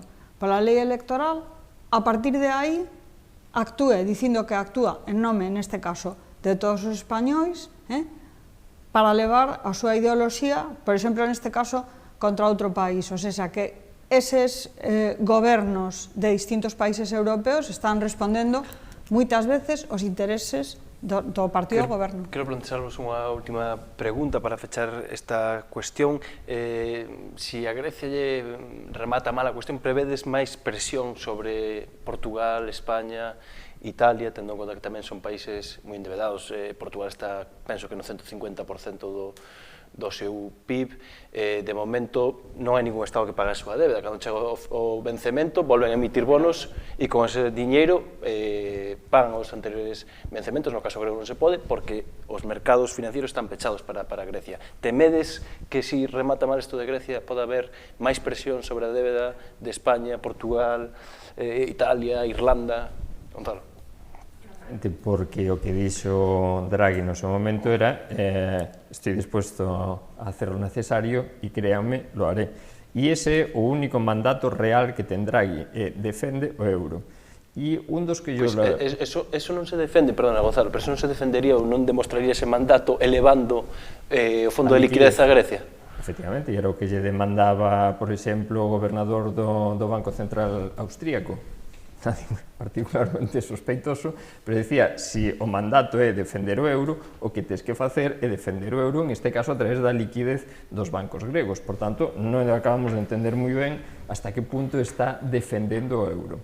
E no momento en que ese aserto, que era absolutamente cualitativo, haré lo necesario, créanme, ese aserto empeza a cuestionarse, entonces se habilita un campo para especulación en contra da débeda de países como Italia que teñen unha débeda moi elevada e en ese momento volverá a ser fará o necesario, sí ou non, e será verdade. Por tanto, o que sí que podemos esperar é un aumento dos movimentos especulativos que teña consecuencias sobre todo en aqueles países que son máis dependentes da débeda. O risco está subindo, non? Todo, sí. Marilar, Alfredo. Manuel primeiro. Non, si... Xa de peche, esta ronda. Pois veña, Alfredo. Ben, eu quería falar dun especie de ídolo que se está construindo agora que é Tsipras o demócrata. Tsipras o salvador da democracia. Nesta mesma semana coñecemos, por boca do que acaba de ser nomeado ministro de Finanzas, o señor Sakalotos, que dixo en unha entrevista na BBC: convocamos o referéndum porque o noso Parlamento non iba a pasar o plan de axuste. Cal foi a estrategia de Tsipras aquí? Vamos a desenganarnos todos e vamos a ver as cousas como son. Quero dicir, Tsipras o que quere é puentear o seu partido. Sabe que a ala esquerda de Syriza non lle vai a aceptar un acordo coa Troika, co cal convoca un referendo. 3 días despois, envía aos representantes da Troika unha carta na que accede a meirande parte das súas pretensións. Cal é a estrategia de Tsipras aí? Que chegue a un acordo, defender o sino referéndum, me blindei contra o meu propio partido, pediume o povo. Con que se atopa? Con que a señora Merkel, probablemente enganada, como dicía Mexuto, pensando que iba a sair o sí, dille que ela non negocia nada ata que se vote... Pero, quero dicir, esa foi a estrategia do señor Tsipras. Intentar punter o seu propio partido. Por certo, mentres tanto, corralito o seu povo, tomo o meu povo como refén na negociación. Esta foi a actitude de Tsipras o demócrata, e ao mesmo tempo xogando ao mellor, se non me aceptades as negociacións, achégome a réximes moi demócratas como Rusia e China, que non apenas teñen tics autoritarios, etc. Imos falar claramente de Tsipras o demócrata e imos falar de que efectivamente agora ten un mandato claro. Creo que moi ao seu pesar, agora está na situación que menos lle convén, porque agora o seu partido non lle vai pasar nin a proposta inicial que el lle fixo a Troika, aínda que a Troika coma enteira, non lle vai pasar ao seu partido. Quero dicir, hai que recordar, a proposta do 23 de xuño de Tsipras, antes da contraproposta da Troika, etc. O 50% da consolidación fiscal que vai facer Tsipras iba a ser subindo o IVA e rebaixando as pensións.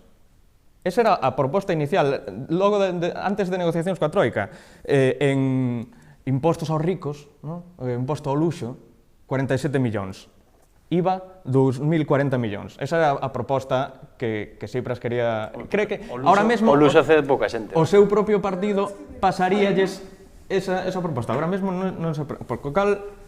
Vamos a falar as claras de Tsipras o demócrata e vamos a falar de cando decimos que... Mucho gusto dicir o de Tsipras o demócrata. Hai algúns partidos que se creen en posesión, efectivamente, algúns que teñen unha maioría absoluta moi escasa, etc. Pero, home, a señora Merkel, por poñer o exemplo do que estamos a falar, a súa coalición ten 500 escanos dos 630 escanos de Alemanha. E non por reflectir só en enquisa de YouGov, senón creo que a opinión, o sentir mayoritario do electorado alemán, que queda patente por o feito de que está a xurdir un partido á dereita de Merkel que lle está reprochando que cede demasiado ante Grecia, quere dicir que ela tamén ten un electorado ante o que responder.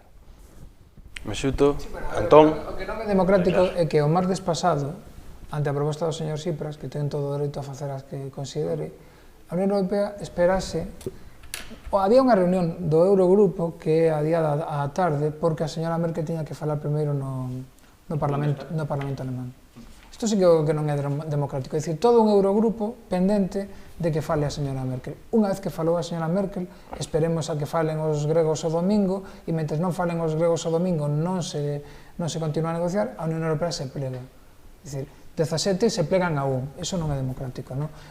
O señor Tsipras terá todos os defectos que teña, un político, vou a decir aquí, un político burgués, non un político revolucionario, vale? E utiliza, bueno, pois, os mecanismos... Pues posición que cae total, No, é que é un político burgués, é dicir, non ten unha posición revolucionaria, non? Sí. O sea, é un político que, como decía o señor, mira, unha das cousas interesantes de Varoufakis, que foi demonizado, etcétera, pola dereita, o señor Varoufakis dixo moitas veces, eu estou aquí para salvar o capitalismo.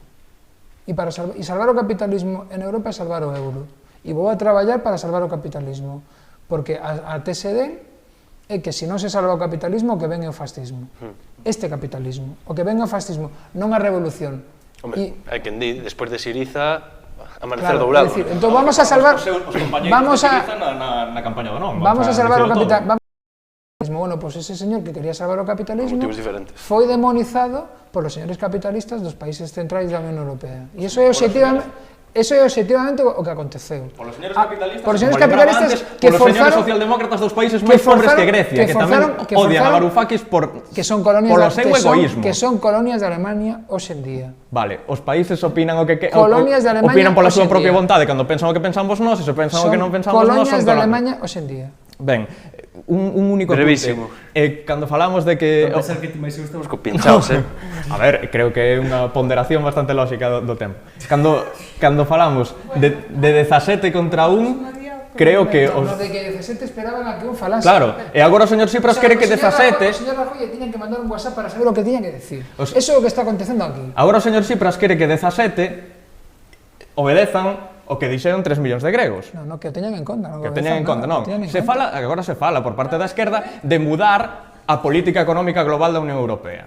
Non só de cambiar as condicións do rescate de Grecia, senón de mudar o xeito no que se está a desenvolver a política económica da Unión Europea. Quero dicir, o que sería realmente antidemocrático é que a política económica da Unión Europea de 300 millóns de persoas a mudasen 3 millóns e pico de gregos. Eso sí que sería antidemocrático. Quero lembrar que a política económica xeral da Unión Europea discutiuse fai un ano nas eleccións europeas, que había varios candidatos, un deles o grupo da esquerda que quería mudar era o propio Alexis Tsipras, e o propio Alexis Tsipras sacou 9 millóns de votos e o señor Juncker 40. De que estamos a falar de democracia aquí? Pero vamos a ver, eu creo que efectivamente o que estamos a falar é de o significado que ten a democracia e o significado que está tendo a democracia na Unión Europea, e o que ti que presentas aquí como parece ser o único que é democrático e o outro... Todo o contrario. E o outro non é. O sea, quero dicir que o que estábamos comentando antes é que política están facendo estes gobernos e con que obxectivo. O sea, digamos, estes gobernos que podemos decir aliados pois en torno a Merkel porque é o país máis poderoso. E é unha política que o que está é facendo uso da crise. O sea, que desde logo é unha crise que non provocou o pobo grego, que non provocaron os traballadores gregos, que non provocaron os traballadores e as traballadoras de España ou de Galicia, que ten outra orixe. E está utilizándose eso para recortar os dereitos de todo tipo. É dicir, que cousas que levaban gañadas e que xa parecían gañadas durante todo o século XX, pois de pronto agora desaparecen coa excusa da crise. Entón, por favor, de que estamos a falar? E claro, pois eu creo que hai unha parte de manipulación da opinión pública, porque sabemos en mans de que están os medios de comunicación, sí, e hai outra parte de que algúns gobernos que teñen unha parte dos votos eríxense en representantes, parece ser, de todos os europeos. O sea, digo, eu non son representada en absoluto polo señor Guindos ni polo señor Rajoy. Veña, entón, e pechamos por hoxe. Gustoume moito de Chipre democrático, porque enseguida acordeime de outro primer ministro da Unión Europea, que era David Cameron, dixen, fai o mesmo, e lle pasa o mesmo. Din que vai facer un referendo sobre a Unión Europea dentro de 2 anos, porque ten o partido dividido, outros así, outros non. E mentras esperan ao referéndum, está negociando o estatus de Inglaterra para que o referéndum salga a favor da Unión Europea. Co cual, tanto Chipre democrático como David Cameron. Pois aí estamos. A eso me quería referir. É democrático que fixo, o que non é democrático, obviamente, desde o meu punto de vista, tanto nun caso como a outro, é convocar un referéndum e facer as negociacións por detrás. Se en un momento, se o luns que non foi o venres, fixo a pregunta, o que non pode ser é que o martes teña unha proposta en riba da mesa, mentre os cidadáns están debatindo se ou non. É o único que critico de todo este proceso. Igual pensou como Merkel, non? Pensaba que sí estaba máis Sí, certo. pensou mal. Veña, vamos seguir avanzando, porque os movementos políticos, xa falando do país, aquí de Galicia, os movementos políticos non deixan de producirse. Pablo Iglesias chegaba o venres para tentar pechar un acordo coas chamadas Mareas Galegas ou coas candidaturas da Unidade Popular, coas esas candidaturas emerxentes, mais semella, Sara, que o acordo está máis lonxe. Pois, efectivamente, a continuación falaremos con Manuel Santos, porque o militante da Nova publica en público o artigo Podemos entre marcas e mareas, onde fai unha análise exhaustiva da visita, como dicía Aurelio, de Pablo Iglesias a Galicia e as súas xuntanzas cos alcaldes de Compostela, Martiño Noriega, Coruña, Xulio Ferreiro e Ferrol, Jorge Suárez. Nelas houbo contactos para tratar de artellar esa posible marea galega, pero polo momento, co que parece o encasillamento de Podemos nesa condición da papeleta electoral, con Podemos guión o nome da marea, esas negociacións están un tanto paralizadas, ou iso parece.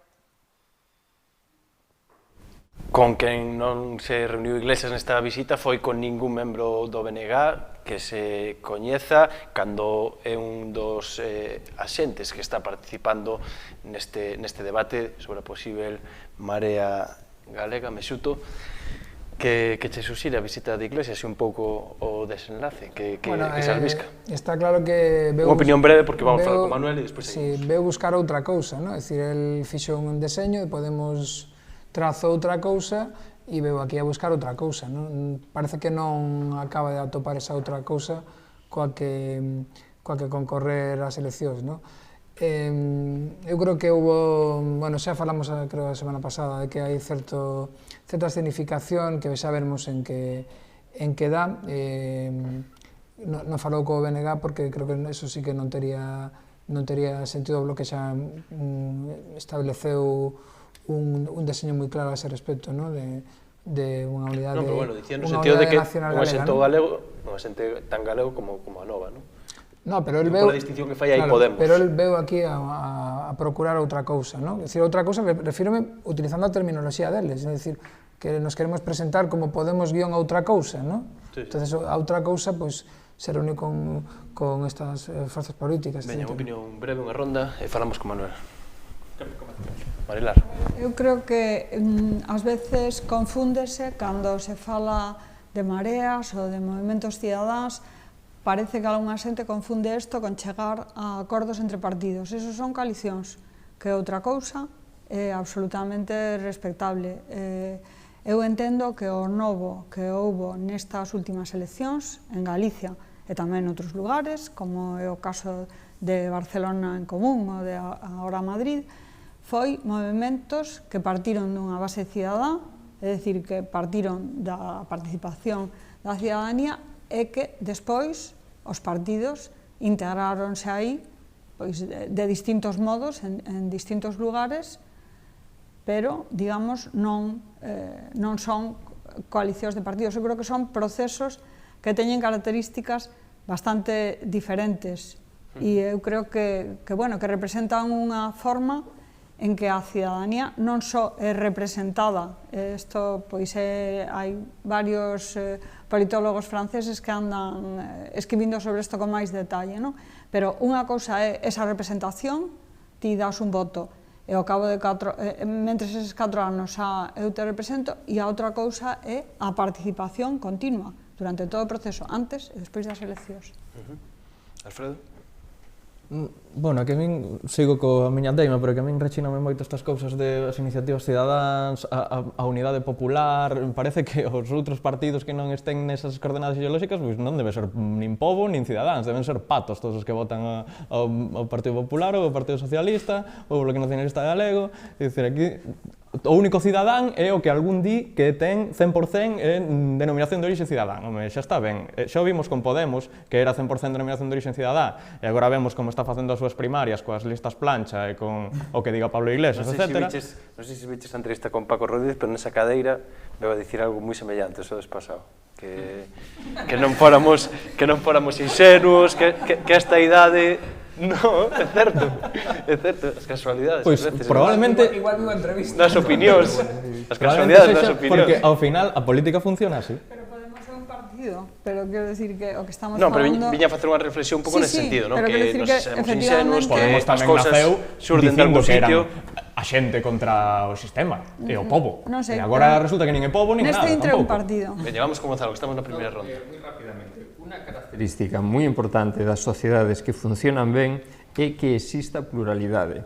A idea do que é o ben común, temos algo parecido ao ben común cando todos os intereses poden estar plantexados e poden ser defendidos. Entón, a idea de pluralidade que moita xente este na política, ese é un valor en si mesmo, independentemente da súa ideoloxía. Entón, todos os partidos son necesarios para facer este proceso. Ahora, o que estamos referindo en este momento é que hai dinámicas das organizacións que están máis guiadas por a lógica partidista e dinámicas que están máis construídas de abaixo arriba. E o que hai unha necesidade, e o que eu percibo cando falo ca xente do meu barrio e outra xente así, que xenera realmente ilusión, é cando xeneramos espacios nos que os cidadáns podan decidir e guíen o proceso, non os partidos. E iso, ademais, nos leva a certas construccións que hasta poden ser máis precarias. É o que necesitamos hoxe. E o que vai a necesitar este país dentro de 4 anos, dentro de 8, xa o veremos. Pero a demanda e a necesidade hoxe é de procesos de abaixo arriba. Antón. Eu creo que despois desta experiencia dos movementos de as Compostela Aberta e de todos estes movementos, coalicións que hemos visto nos municipais, é que ao final comportáronse como os partidos. Porque se quitas nas mareas en outros sitios os partidos, ao final se reducen a moi poucos votos. Despois, Pablo Iglesias non para de ter problemas. Ten problemas co de que dixeches das primarias de aquí un de Valencia vai representar a Coruña. Ten problemas porque a parexa do sur de tal non lle gusta. Despois ten problemas aquí en Galicia porque o feito nacionalista é moi importante, pero Pablo, como é xacobino, xa nin o quere ni ver. Vai valeiro para Madrid. Bueno, pois a ver se contactamos con Manuel Mexuto, Partido Xacobino, dicía aquí. Bueno, algo xacobino, Sí, non? Sí, sí. Mas que PSOE e PP desde logo, porque... No, a ver, a min de verdade que non é por nada, pero... Pero un momentí, porque creo que ahora sí que temos a Manuel Santos do outro lado do teléfono. Boas noites, Manuel. Hola, boa noite. Estamos aquí abordando este debate, non, sobre o proceso de construcción das mareas galegas, e ti hoxe publicas un artigo bastante certeiro, que dá bastantes datos, penso que bastante atinado en moitos aspectos, que se titula Podemos, entre marcas e mareas. Para aqueles que non puderon ler o artigo, cal é a principal mensaxe ou análise que faz neste texto? A ver, o que fago é unha análise non completa, sino de algúns aspectos que eu considerei máis centrais da visita de Pablo Iglesias a Galicia e digamos, das mensaxes que nos deixou, non? Eso, en principio, digamos que é o elemento central do artigo. E a análise básica, bueno, entendendo que hai unha conxuntura electoral que non remata nunca, porque levamos un ciclo moi longo de europeas, de municipais, agora van a haber as eleccións ás Cortes do Estado, e e entendendo que os partidos políticos, como Podemos, por exemplo, teñen obviamente que ter unha estrategia electoral, pois eu creo que o fondo do artigo estaría máis en decir que quizás lle faltou a esa visita un pouquiño máis de diálogo político e non tanto diálogo electoral. Agora, tamén é entendible que cada un configura as súas visitas e como as configura e que el viña a eso, non enganou a ninguén, non? Despois dos contactos que houve venres, sábado, está máis perto un posible entendemento ou máis lonxe? Sempre que se fala está máis perto, creo eu, mentras non rache nada. O diálogo sigue aberto en todas as frontes e con todos os actores. En todo caso, non creo que dependa nin de nós, nin siquiera de Pablo Iglesias o entendemento. Como sempre, se hai un proceso cidadán importante, vai a sobardalo todo, outra cousa que se dea. Están aquí na mesa Marilar e Gonzalo Rodríguez, puñan o acento en que esta marea ou esta candidatura galega debería xurdir do conxunto da cidadanía máis que dunha coalición. Sin embargo, os tiros, por lo menos na proposta de Podemos, van máis por coalición. Onde se sentiría máis cómodo a Nova? Creando unha coalición, creando un proceso participativo onde a cidadanía poda participar? Cal é a fórmula que se está pensando? Bueno, a Nova xa dixemos moitas veces que eso non o vai a definir a Nova. Eu creo que o modelo está feito. Está feito na Marea Atlántica, está feito en Compostela Aberta, pero tamén está feito na Marea de Marín, está aí en outros moitos procesos pequenos que houbo polo país, cada un coas súas conxunturas, porque non todos os concellos son iguais e non todas as posibilidades e as relacións que hai son iguais. Entón, pero todo ten un fío común que é ese novo actor que é a cidadanía exercente como tal, no termo republicano, non a xente no xeral, senón o cidadán que decide exercer e proxectarse de algún xeito a instancia política. Entón, o camiño ten que ser ese, e nós seguimos dicindo motor principal o proceso cidadán, motor auxiliar os partidos, porque tamén teñen cousas que decir, teñen estructuras, teñen ideologías, teñen experiencias, pero o motor principal está onde nos creemos onde ten que estar. De xeito que eso das coalicións e demais, polo momento non se ve no sentido do proceso que teria que haber endóxeno en Galicia.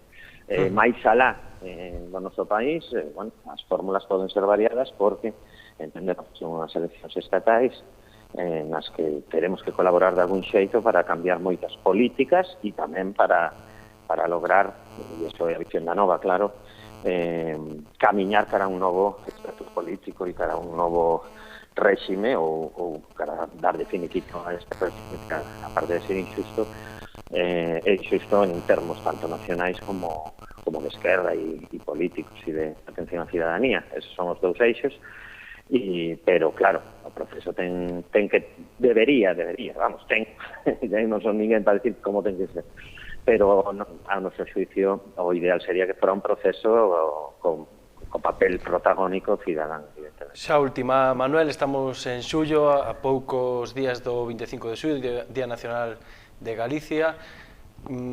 Cal vai ser a fórmula final? Fantástica pregunta, non? Eu creo que a tese é a mesma, os escenarios son diferentes, a Nova non vencella en absoluto un a outro. Agora, volvemos ao mismo.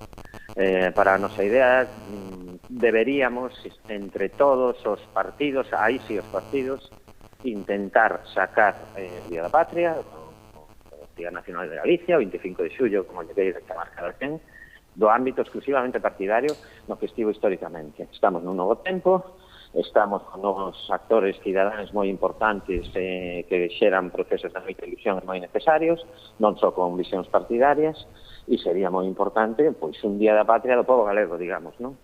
Como chamamos nós, ou un Día da Patria da cidadanía, na que de novo o papel protagónico fora desta, de colectivos, de persoas, de xente coñecida e descoñecida, porque non, donde os partidos apoyaran, porque apoyaran, por exemplo, logísticamente, teñen capacidade para apoiar e facer unha movilización grande e así, pero deberían dar, non digo un paso atrás, os partidos teñen o seu papel, pero si un paso a un lado e deixar o protagonismo, abandonar un pouco as siglas e que se configurara, eu creo que sería histórico e moi bonito ademais, que fora un Día da Patria, pois, do povo galego, o día da nación galega, onde os galegos e galegas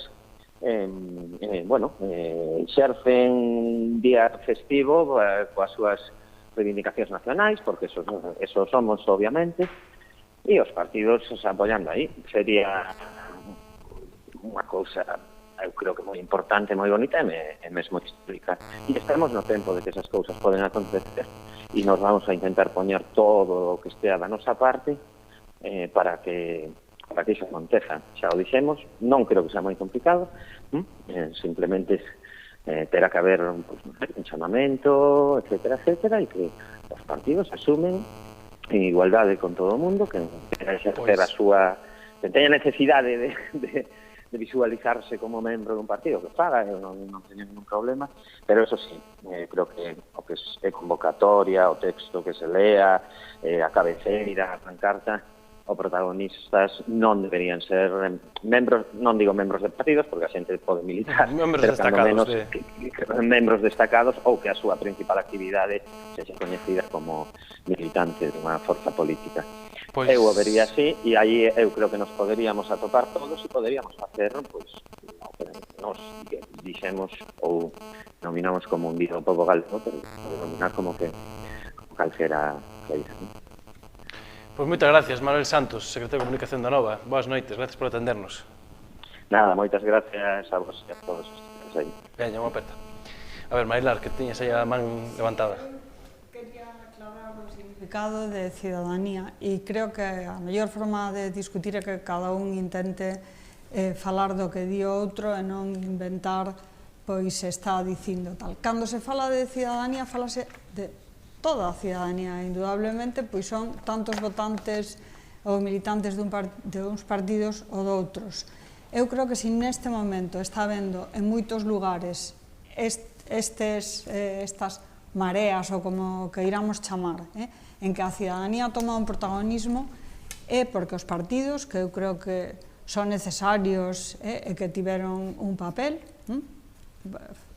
en xeral, o sistema de partidos, neste momento, son percibidos por parte dunha grande parte da cidadanía como asencias de colocación, non? Como lugares onde o que se organizan son cousas para favorecer a xente que está aí, pois en algúns casos, incluso para levar cartos, como vimos no caso da trama Gürtel, en outros casos, pois para ir colocando algunha xente que desde logo non ten as cualificacións nin de lonxe de tan de Estado señor Varoufakis.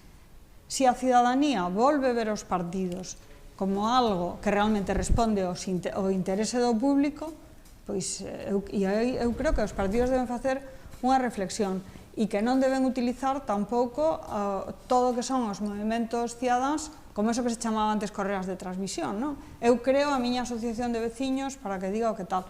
Non, por favor, eu creo que de verdade que na cidadanía a xente moi preparada. A ver, Mexuto, que crees que vai acontecer ti que és unha persoa informada? Porque Podemos claramente dir, nós en Vista Alegre decidimos papeleta e logo en todos os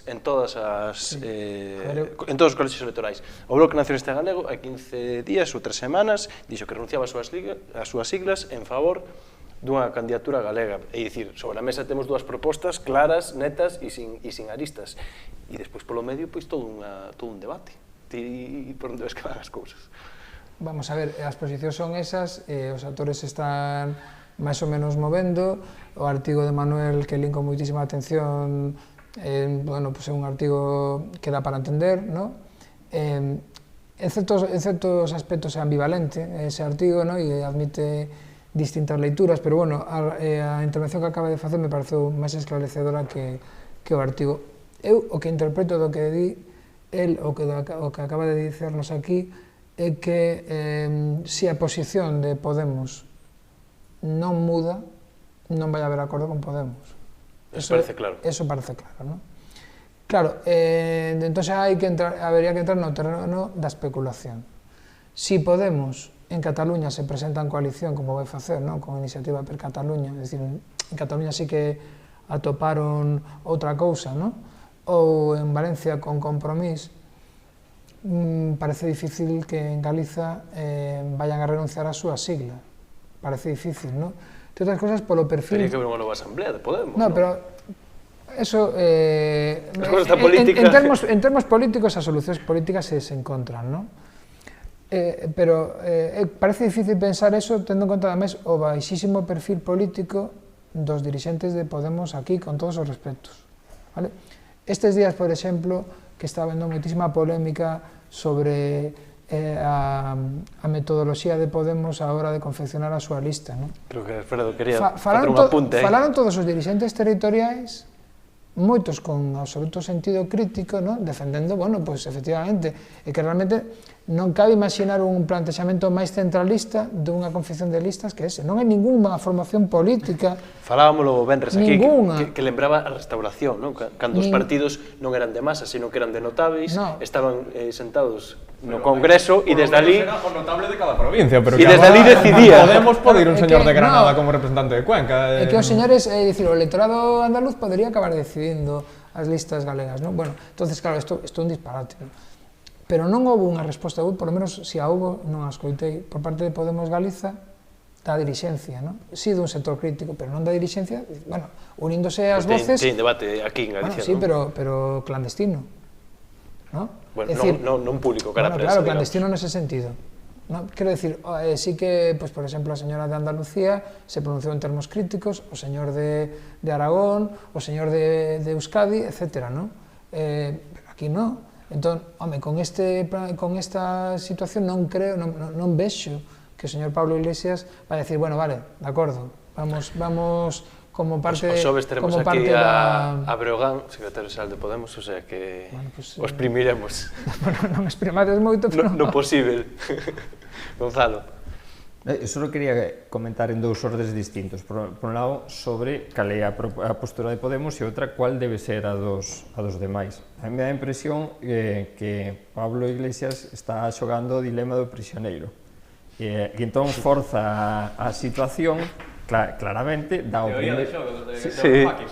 Claramente é un asunto, para mí é un asunto de teoría de xogos, e el elixe quedarse con todo. Entón, cual é a reacción dos demais? Perder todo ou aceptar cooperar? Para non perder nada. Entón, coloca o terreo de xogo no seu terreo. Ben, de que va a depender de que iso funcione ou non? Eu creo que ten que defender de si o proceso cidadá é suficientemente amplio, forte e pode obligalo a él a perder. Pode invertir esa forza, quen vai a ser o que perde. Entón, a mí o que me preocupa é crear, sobre todo, un proceso cidadá. De feito, estou participando na creación de con Marilar e con Carlos Neira e outra xente, digo, Marilar e Carlos Neira, que se chama, momento publicitario, que se chama... Se chama Iniciativa Cidadá por unha Marea Galega. E o que si pensamos é que se algo se chama Marea Galega, debe ser unha Marea Galega, e debe ser o que a xente entende por unha Marea Galega, que é un proceso dirixido pola cidadanía, onde haxa unha gran posibilidade de participación e onde obviamente sexa plural, onde caibamos unha gran variedade de xente que aposta por promover un cambio político. Non é en contra de nadie, porque insisto que todos os son necesarios e a democracia é contra poderes e os outros non son imprescindibles, sino propoñendo unha maneira distinta de facer as cousas. Por tanto, o único que me parece indispensable é que, se decimos que é marea, sexa marea, é fundamentalmente cidadanía. Antón. É que a xente forte desas mareas e desa alternativa en Galicia está fora de Podemos. Ese é o problema, é que o señor Breogán non se pode comparar co señor Echenique ou con a señora de Andalucía. Eu creo que o dilema de prisioneiro vai sair un pouco mal a Pablo en Galicia.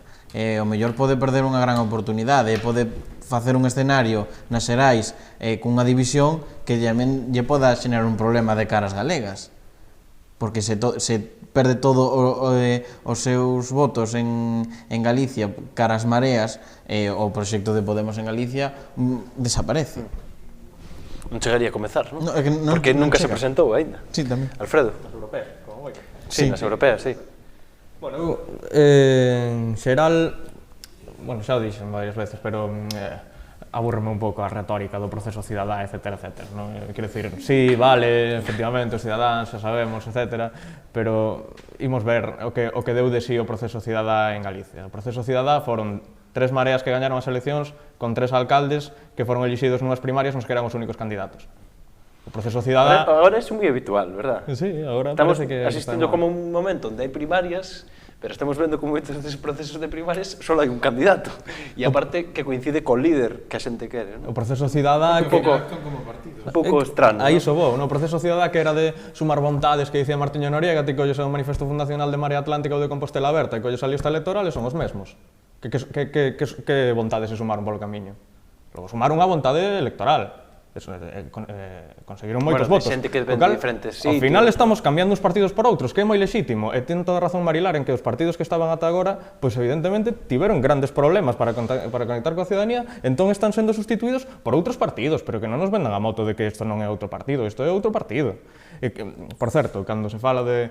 É verdade que hai moita percepción dos partidos como axencias de colocación, etc., e moita gañada con razón, pero creo que tamén algo de trazo grosso se fixo con eso, cando agora temos que ver como a señora Ada Colau escribe unha páxina inteira no Facebook para xustificar a contratación do seu marido, cidadá. O seu marido por parte do partido? Por parte do partido, sí. Non con fondos públicos. O partido que se financia con troika.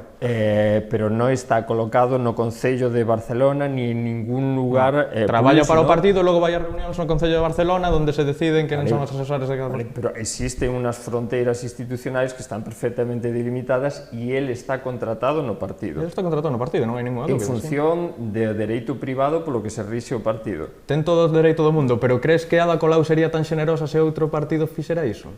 Non o podo saber. E ti tampouco.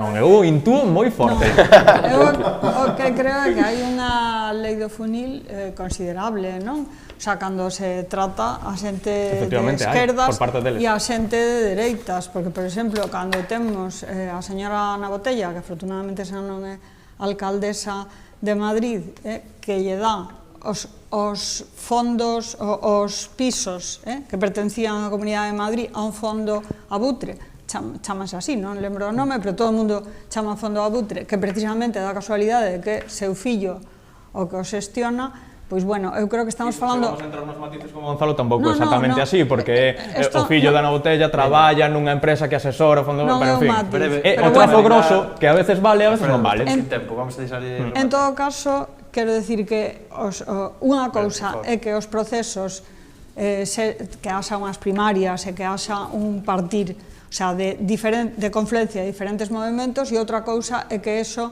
non teña unha organización e unha estrutura. Eu creo que eso ten que quedar claro, que as cousas teñen que estar organizadas. Algúnas das persoas que foron, ti falaches dos alcaldes, e desde logo polo electorado foi ben percibido, non?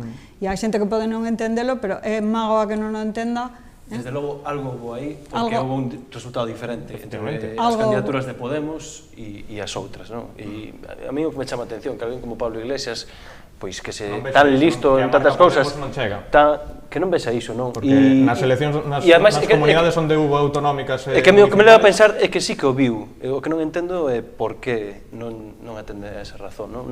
Se cadra por unha cuestión de liderazgo. Pero é unha cuestión de poder.